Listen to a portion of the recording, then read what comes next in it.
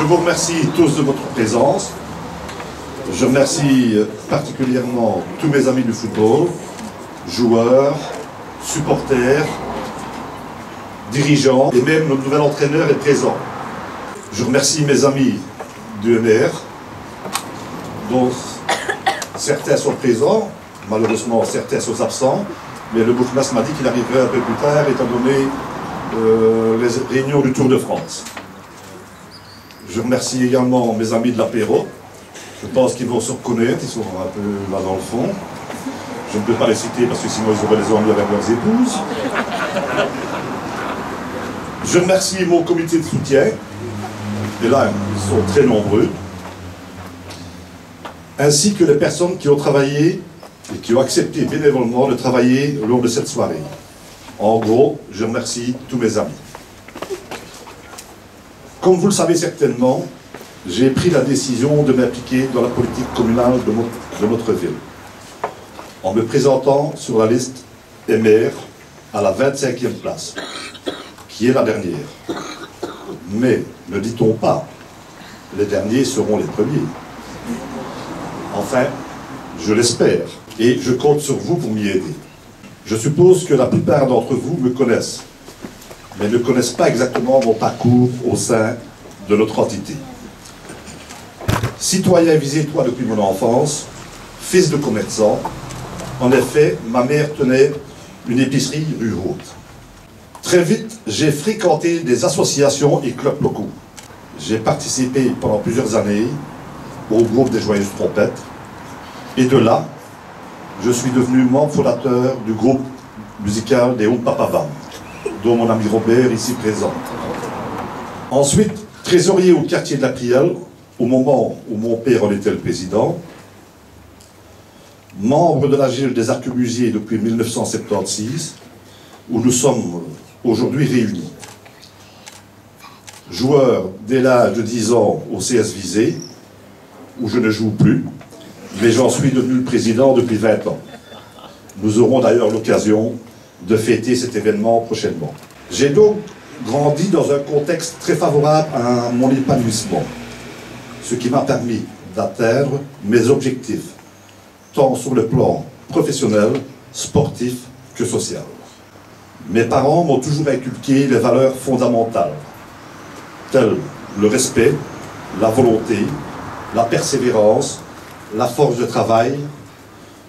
Ce sont des valeurs que je veux perpétuer. Certains d'entre vous se posent la question, pourquoi se lance-t-il en politique? Il faut savoir que je suis membre du Parti libéral depuis 1976. J'ai donc toujours été intéressé par la politique, et principalement communale. Mais plus jeune, je me suis investi essentiellement dans mes activités professionnelles.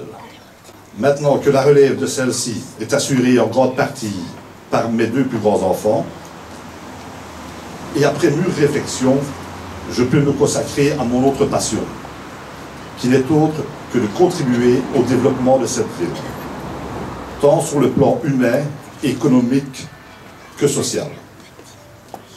J'ai envie de mettre l'expérience que j'ai acquise au cours de ma carrière au service de ma ville et de ses citoyens. J'aime cette ville à dimension humaine, où l'on se sent à l'aise, où règne la convivialité. Et je ne veux pas la voir sombrer dans la morosité, suite au contexte économique et financier actuel. Je veux donc maintenir une dynamique constructive dans tous les domaines. J'attire votre attention sur le fait que la politique fait partie intégrante, malgré vous, de votre quotidien. Et c'est ce qui m'a incité à poser ma candidature en vue de participer aux décisions qui concernent notre avenir. Je suis père de famille et je voudrais réserver un avenir rassurant pour nos enfants. Mon expérience de vie peut aider l'équipe du MR à concrétiser des idées novatrices et efficaces pour améliorer, sécuriser, rassurer notre cadre de vie. Je vous ai dit pourquoi je me présente, et maintenant je vais vous dire comment on peut construire tous ensemble cet avenir rassurant. Pour moi, la marche à suivre est la suivante.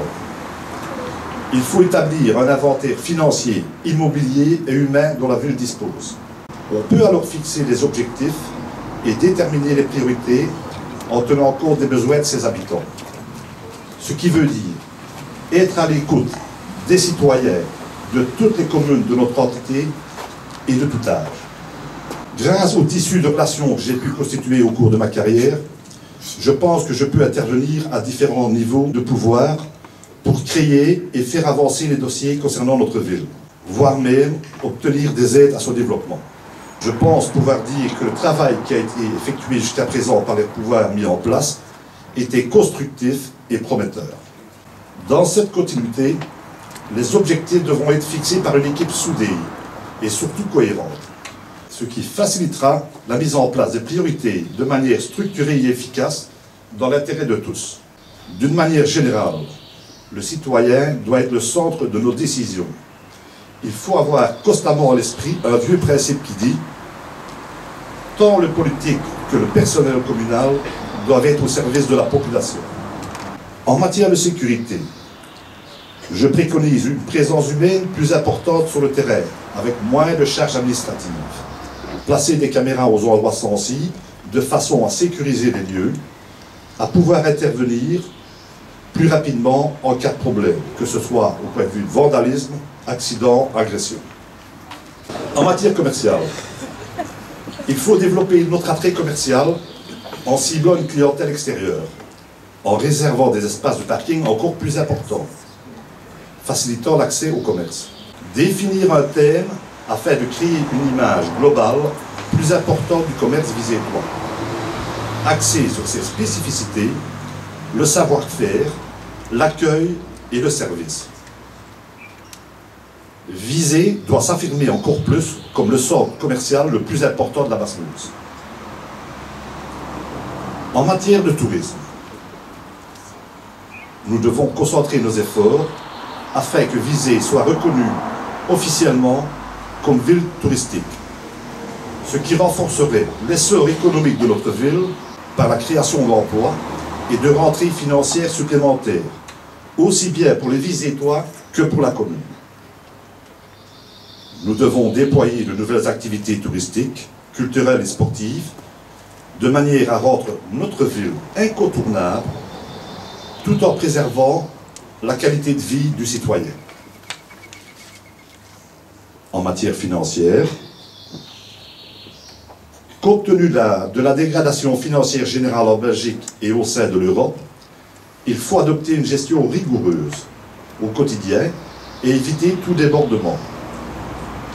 La fatalité ne fait pas partie de mon vocabulaire. On peut encore faire évoluer les choses favorablement. Une commune doit se gérer financièrement comme se gère un ménage, en bon père de famille, et non pas, comme le système bancaire nous a fait croire, par des procédés de placement illusoires, que 1 plus 1 pouvait arriver à 2,5. Chaque euro doit être dépensé de manière judicieuse et contrôlée. Je n'aborderai pas d'autres matières pour l'instant, pour ne pas être trop long, mais elles seront bientôt disponibles sur mon site internet. Et nous aurons certainement l'occasion d'en débattre prochainement. J'espère vous avoir convaincu de mon engagement, de ma détermination pour vous représenter le mieux possible au futur conseil communal. Je précise d'emblée que je serai à l'écoute de chacun. Ma disponibilité n'est plus à démontrer.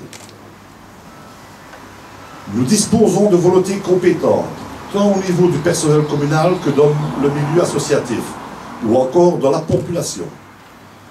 Sachons exploiter ce filon pour mieux vivre ensemble. Le slogan que j'ai choisi n'est pas un hasard, mais réellement ce qui me correspond le mieux. La force de vos ambitions. Pourquoi la force? J'ai la conviction intime et la force en moi. Ceux qui me connaissent, et il y en a beaucoup parmi vous, savent que lorsque je m'engage dans une voie, j'y vais à fond. Pourquoi vos ambitions?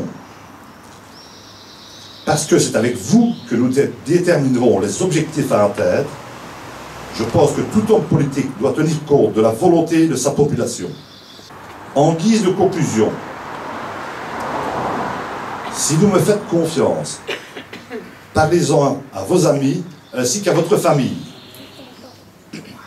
Votez MR, votez pour le numéro 25.